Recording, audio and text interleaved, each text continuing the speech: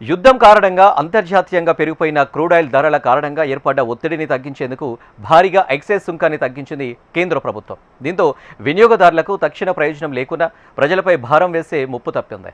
చమురు సంస్థల నష్టాలను భర్తీ చేసేందుకు ఈ చర్యలు తీసుకుంది కేంద్రం. మరోవైపు దేశంలో ఇంధన కొరత లేదని కేంద్ర ప్రభుత్వం స్పష్టం చేస్తుంది. దేశంలో 60 రోజులకు సరిపడా పెట్రోల్ నిల్వలు ఉన్నాయని వెల్లడించింది. ఈ విషయంలో వదంతులు వ్యాపించేసే వారిపై కఠిన చర్యలు తప్పవని హెచ్చరించింది.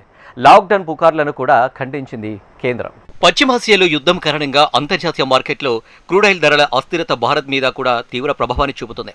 ఈ నేపథ్యంలో దేశీయ ఇంధన రంగంలో కీలక పరిణామాలు చోటు చేసుకున్నాయి. పెట్రోల్, డీజిల్పై ఎక్సైజ్ సుంకాన్ని భారీగా తగ్గిస్తూ కేంద్ర ప్రభుత్వ ఉత్తర్వులు జారీ చేసింది. లీటర్ పెట్రోల్పై ఎక్సైజ్ సుంకాన్ని 13 రూపాయల నుంచి 3 రూపాయలకు తగ్గించింది. లీటర్ డీజిల్పై 10 రూపాయలుగా ఉన్న సుంకాన్ని 0కు తగ్గించింది. ఈ తగ్గింపు తక్షణం అమల్లోకి వస్తుందని ప్రకటించింది. ఈ నిర్ణయంతో రీటైల్ మార్కెట్లో పెట్రోల్, డీజిల్ ధరలు తక్షణమే తగ్గే అవకాశం లేకపోయినా ఇంధన ధరలు భారాన్ని చమురు కంపెనీలు ప్రజలపైకి బదిలీ చేయకుండా ఉపకరించింది. పెరిగిన దిగుమతి వ్యయాన్ని తట్టుకోవడానికి చమురు విక్రయ సంస్థలు ఎదుర్కొంటున్న నష్టాలను పూడ్చేందుకే కేంద్ర ప్రభుత్వం ఈ చర్యలు తీసుకున్నట్లు తెలుస్తోంది.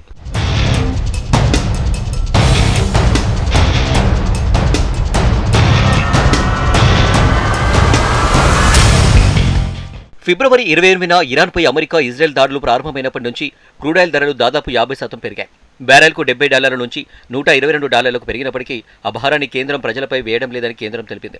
ప్రపంచవ్యాప్తంగా ఇంధన ధరలు 20% నుంచి 50% వరకు పెరిగిన భారత్లో మాత్రం పెంచలేదు. దేశంలోని ప్రభుత్వ రంగ సంస్థలైన హెచ్పిసిఎల్, బీపీసీఎల్, ఐఓసీ తమ ధరలను పెంచకపోవడంతో తీవ్ర నష్టాన్ని ఎదుర్కొంటున్నాయి. ప్రస్తుతం ఢిల్లీలో లీటర్ పెట్రోల్ ధర 94.72 రూపాయలు, డీజిల్ ధర 87.62 రూపాయలుగా ఉన్నాయి. వ్యాట్, ఇతర సుంకాలతో కలిసి వివిధ రాష్ట్రాల్లో ధరలు వేరువేరుగా ఉంటాయి. హైదరాబాద్లో లీటర్ పెట్రోల్ 107.41, డీజిల్ 95.65గా ఉంది. కాగా ప్రైవేట్ ఇంధన సంస్థ నయారా ఎనర్జీ మాత్రం ధరల్ని పెంచింది. పెట్రోల్ లీటర్కు 5 పెంచింది, డీజిల్ లీటర్కు 3 రూపాయలు పెంచింది.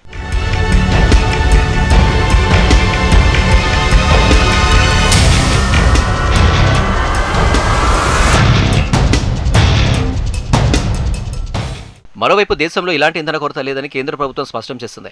భారత్లో పెట్రోలియం, ఎల్పీజీ సరఫరా పూర్తిగా సురక్షితంగా నియంత్రణలో ఉందని పెట్రోలియం, సహజ వాయువు మంత్రిత్వ శాఖ ఒక ప్రకటనలో స్పష్టం చేసింది. ఇంధనం విషయంలో వినియోగదారులు ఆందోళన చెందాల్సిన అవసరం లేదని భరోసా ఇచ్చింది. ఆయిల్ సరఫరాలో కూడా ఎలాంటి ఆటంకాలు లేవని తెలిపింది. అన్ని రీటైల్ అవుట్లెట్లలో చాలినంత నిల్వలు ఉన్నాయని చెప్పింది.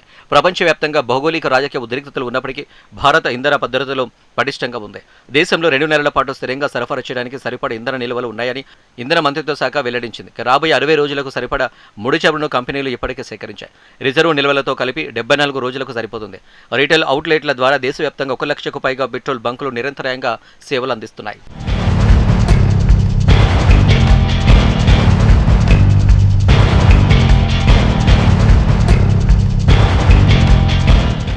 హర్ముజ్ జలసంధి వద్ద ఆందోళనకర పరిస్థితులు ఉన్నప్పటికీ ప్రస్తుతానికి ఎలాంటి ఇబ్బందులు లేవు. ఒకప్పుడు కేవలం పశ్చిమాసియాపైన ఆధారపడిన మన దేశం ప్రపంచవ్యాప్తంగా 41 దేశాల నుండి ముడి చమురును దిగుమతి చేసుకుంటుంది. దేశంలోని ఆయిల్ రిఫైనర్లు కూడా 100% సామర్థ్యంతో పనిచేస్తున్నాయి. అతిపెద్ద రిఫైనర్లు కలిగిన దేశాల్లో భారత్ ఒకటి. పెట్రోల్ ఉత్పత్తుల ఎగుమతుల్లో మన దేశం ప్రధాన పాత్ర పోషిస్తుంది.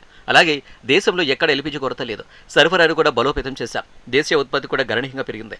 రోజువారీ అవసరాల్లో 50% పైగా దేశీయంగానే ఉత్పత్తి అవుతుంది. దీనివల్ల దిగుమతులు కూడా తగ్గాయి. ఇదే సమయంలో అమెరికా, రష్యా, ఆస్ట్రేలియా నుంచి భారీగా ఎల్పీజీ వస్తుంది. దేశవ్యాప్తంగా ఎలాంటి సమస్యలు లేకుండా రోజుకు 50 లక్షల సిలిండర్ల డెలివరీ జరుగుతుంది. మొదట్లో కొద్దిగా పెరిగిన డిమాండ్ ఇప్పుడు సాధారణ స్థాయికి చేరుకుంది. మన దేశంలో ఎల్పీజీ కొరతను నివారించేందుకు కేంద్ర ప్రభుత్వం అమెరికా, రష్యా, ఆస్ట్రేలియా దిగుమతి చేసుకుంటుంది. సుమారు 8 లక్షల మెట్రిక్ టన్నుల ఎల్పీజీ సరకు సముద్ర మార్గంలో భారత్కు వస్తుంది. తాజాగా బీడబ్ల్యూ బ్రీచ్ నౌక 24,000 మెట్రిక్ టన్నుల ఎల్పీజీతో విశాఖ పోర్టుకు చేరుకుంది. రష్యా నుంచి సుమారు 1,36,728 మెట్రిక్ టన్నులను ముడి చమురుతో ఎంటీ జంబో నౌక కూడా విశాఖ తీరానికి చేరుకుంది.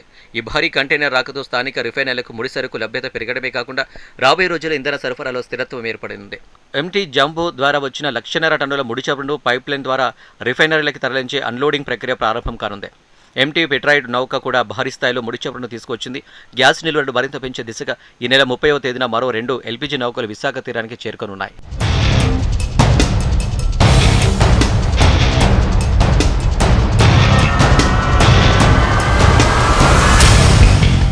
భారతదేశంలో ఇంధన నిల్వలు 6 రోజులకు మాత్రమే సరిపోతాయంటూ సోషల్ మీడియాలో వదంతులతోనే ప్రజలు భయపడి పెట్రోల్ బంకులకు క్యూ కడుతున్నారు.